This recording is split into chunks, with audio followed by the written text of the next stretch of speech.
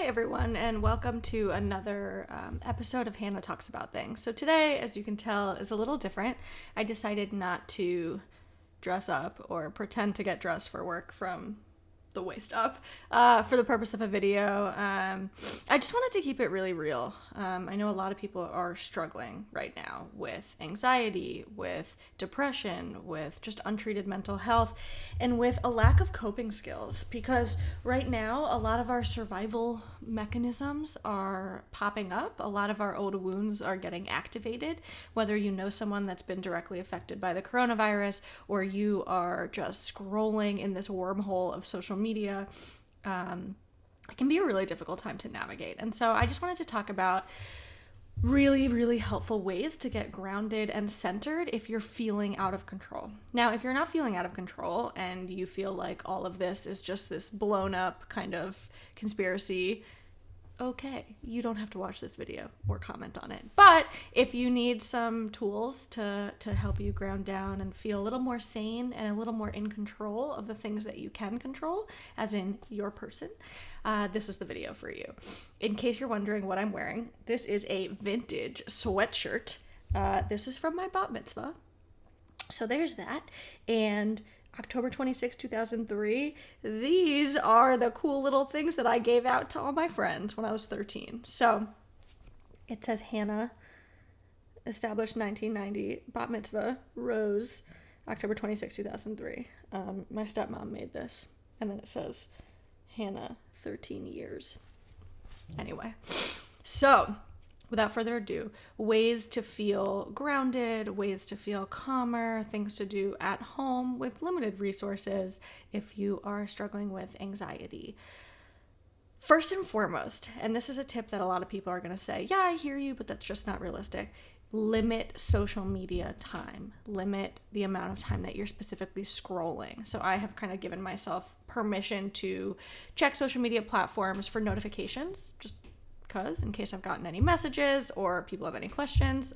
Also, I just like to see, I'm a human being and I'm like, how many likes did I get? As much as I want to detach from that kind of attachment with likes and validation, I think that's really normal if you are posting things. So what I have found is that about a week ago, I was feeling, I put it in a journal entry, listless, kind of purposeless, kind of out of control in terms of the spiral of thoughts in my head, difficulty sleeping, a tightness in my chest, not in my stomach type thing. And I realized how much time every single day I spent scrolling.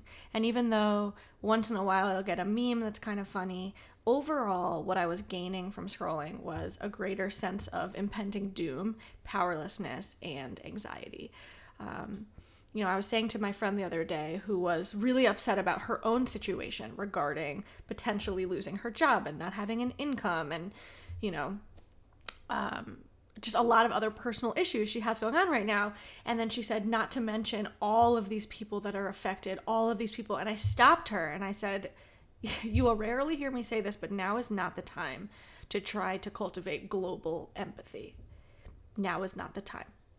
I'm not saying that if you don't have the internal emotional resources and the capacity to really sit back and hold space for other people or actually do something like donate, if you have the finances, like ask people like, hey, how are you doing? And, I saw people posting their personal Venmos and saying like, listen, I'm a server. I just lost my job. And like, if you have the finances, like do it privately, do it anonymously. Like don't talk about it. Because that can also kind of decrease the sacred act of giving is when we're like, look at me, I just gave. So that's something to think about. But anyway, now is not the time if you're struggling with your own anxiety to now take on everyone else's anxiety. And that's really tough to do sometimes if you are like me and you are an empath and you feel the weight of people's experiences. And one thing I've learned through my training professionally and then just personal experiences as a counselor is that if I'm present for other people's experiences and emotional pains and trauma, but then I'm taking it on and it's almost like breaking this barrier so that it's affecting me personally, that limits my usefulness to others. That limits my efficacy as a counselor. That limits my passion and my fire because I will burn out. And I have experienced that before firsthand. And so, again, if you are absolutely not affected by this at all and you're not feeling anxious, then like, yeah, maybe it is helpful and important to tap into that empathy and really look at how this is affecting so many people. But if you are already struggling, now is not the time. I cannot stress that enough. And so one thing we're seeing on social media is a lot of people's personal testimonials as what's going on to them, what's going on for people that they know, etc. And so my first tip, and I cannot stress this enough, if you are not in a place to just limit social media completely, create time blocks during the day where you physically put your phone in another room and do something else. I shared on my Facebook page yesterday, that one thing that has been super helpful for me is putting on a show that I've already seen, or, a podcast I've been meaning to get around to. If you're like me and you love Brené Brown, she has a new podcast called Unlocking Us, and it's phenomenal. There's also some great podcasts that are funny and they're not emotionally heavy. One of my favorite comedic podcasts is called, bear with me if you have children around, My Dad Wrote a Porno, and it is hilarious. If you have not yet listened to My Dad Wrote a Porno and you need something to laugh about, that is the podcast for you. It doesn't have to do with any current events. It's literally just 3 British comedians, and one of them, his dad, wrote a pornographic novel, and there's seasons and seasons of it, and it is hilarious because his dad is just like an older man who does not know a whole lot about the female anatomy. And then the plot line gets really good. So it's hilarious. Again, My Dad Wrote a Porno. I am not sponsored by this podcast. I just find it hilarious. And it is so important to laugh right now. So I have been putting on Big Brother, which is my go-to show, and coloring. I have used this suggestion for clients for years, to get out of their heads, to be doing something with their hands, to find this creative outlet. I am not artistic, so I've been using coloring books. And it looks like we have children in our home, which we don't, because there's just pages upon pages on our fridge of things that I've colored in. And it's mindless, but also we can get into that flow state of being really present. And the best thing about coloring or doodling or sketching or some kind of creative modality is that we are not on our phones. I did a video, and if you're interested, it's on my YouTube channel a couple months ago, about the book, How to Break Up with Your Phone. And I think now more than ever, that book is so pertinent. Our brains are not wired to be receiving this much information. And especially when there's something big going on, like a global pandemic, our survival mode kicks in and we go into this place of, I need to know more. But ask yourself and kind of take that mental inventory. Do I ever feel more relaxed and more grounded after scrolling for a period of time? Again, once in a while I get a meme that is just a gem and I tag everyone in it and I send it to people and I'm like, haha, and then it passes. And one thing that social media does is it actually activates the part of our brain that wants more, that pleasure center, that dopamine. And so that fear of missing out of something, like I need to keep scrolling because I might miss something else. I experience this on TikTok a lot. If you're going to scroll, I would say just do it on TikTok, because at least it's not news and personal. It's just kind of mindless, and there are some funny things on there. That's also really addicting, though. Maybe don't download TikTok right now.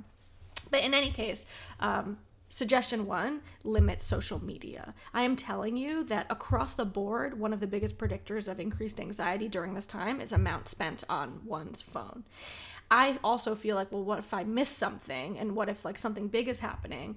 I personally subscribe to the New York Times, and they have a great feature where your phone will light up with a little headline if there's any kind of breaking news. Aside from that, it does not help me to be watching the stock market on a live feed. It does not help me to have a live interactive map that's showing every single coronavirus update. It does not help me, and it does not help anyone around me, because I'm still trying to gain this false sense of control, because the more I know, the more I can control, and that's just not true at all. So limit social media.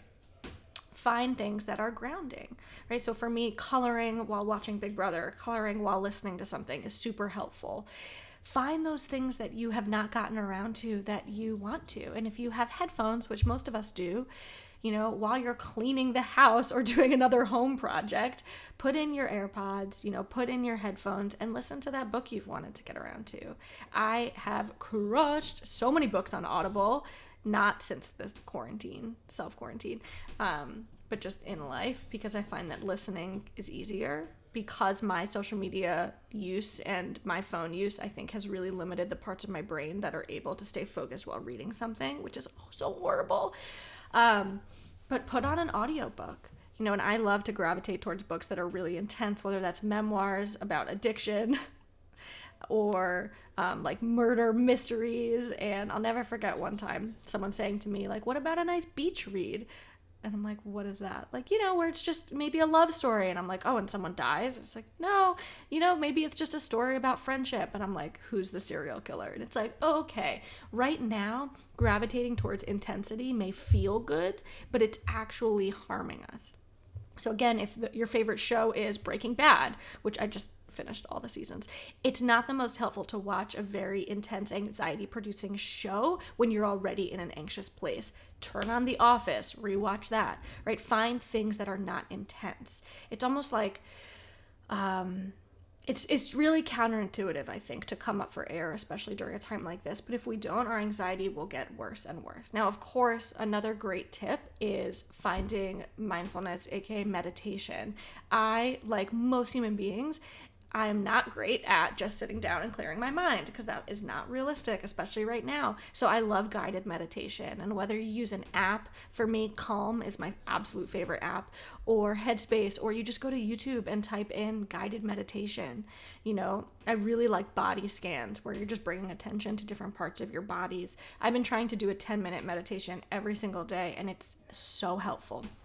So meditation is super helpful. Again, getting you away from that screen time and that active scrolling and disconnecting while connecting with yourself. I think we talk so much about social distancing, but right now it's physical distancing that we need to be disconnecting from, but we need to be fostering and cultivating connection with ourselves and the people that we love and or can tolerate, right?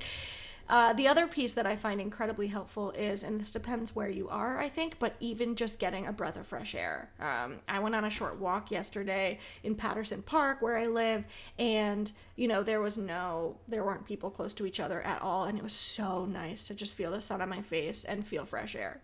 That can be really helpful too. Walk with someone that you live with. Walk alone. Again, doing things to really connect with self. But I can't stress enough that what these things have in common are putting the phone away. Putting the phone away, even for a short period of time. Even like going on a taper, right? So like today I'm gonna put my phone away for 1 hour. Okay, start with that. Maybe the next day you can do 2 hours. Maybe the next day you can just not mess with your phone, especially if you live with people or live with your partner, etc.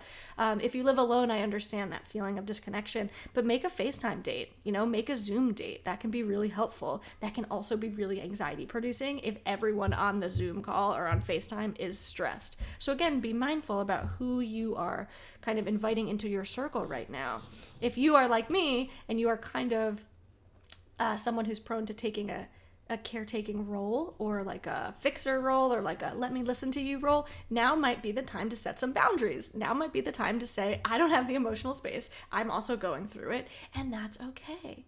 And lastly, what I find incredibly helpful, actually second to last, is journaling. I'm not a fan of journaling. I'm not a fan of saying like, dear diary, this is how my whole day was, but I am a fan of bullet journaling. And so the last couple of days, what I've done is just making these different lists. Like today I feel, and then bullet points. These are my intentions for the day. These are my goals. This is something I want to do every day. And even making a goal for yourself like every day is a little lofty. So maybe just today, what am I doing today for grounding? And what can be really helpful? And so journaling can be really grounding, again, fostering that connection with yourself and doing that check-in. I do this on my Instagram sometimes. I put polls up like daily check-in or like weekly check-in. How are you feeling about your body? What's your relationship with yourself today? Are you limiting social media? And I do that with the hopes that people will kind of say, oh, wow, I'm really not feeling good. Or, you know what, I'm doing pretty well. And again, just increasing that mindfulness of self. So there's that. And then lastly, physical movement. I'm not saying go do home workouts if that's not your thing. That is my thing, not home workouts, but working out. And I haven't done that. I might have done it once this whole time. And I'm not going to beat myself up for that. I'm not going to shame myself because that doesn't help me or anyone else. Movement though, any kind of movement. Yesterday, I was sitting all day during a training and I was sitting on a medicine ball. That really helped. Stretching, yoga, any amount of movement, because what's happening is we're sitting, we're hunched, we're looking at our phones, and our bodies are holding on to this stress and tension. And what's happening is a lot, like I said in the beginning, a lot of our own old wounds are getting activated and even triggered, right? Feeling stuck, feeling powerless, depending on what your background is and what you've experienced, this can be incredibly activating. So now is the time for self-compassion and nurture. And self-care does not always have to be indulgent. I just saw Dr. Jen Hardy on Instagram say self-care can also mean routine. You know, like, am I showering? Am I brushing my teeth? Am I doing what needs to be done? Am I taking care of things and then giving myself time to just relax and veg out? So I guess in summary, your feelings are valid, right? Your feelings are valid. There is no right or wrong way to feel right now. Really, really tapping into your gut and your intuition and finding out, what do I need, and then listening to that and being willing to take action. If you're going to watch this video and just keep scrolling and doing the same things, you will continue feeling the same way, and it will continue getting worse. And so be willing to step out of your comfort zone. Be willing to put the phone down and get in touch with your body, get in touch with your emotions. Journal, read, color, stretch, walk around your house, play with your pets if you have pets. God, I want an animal so bad.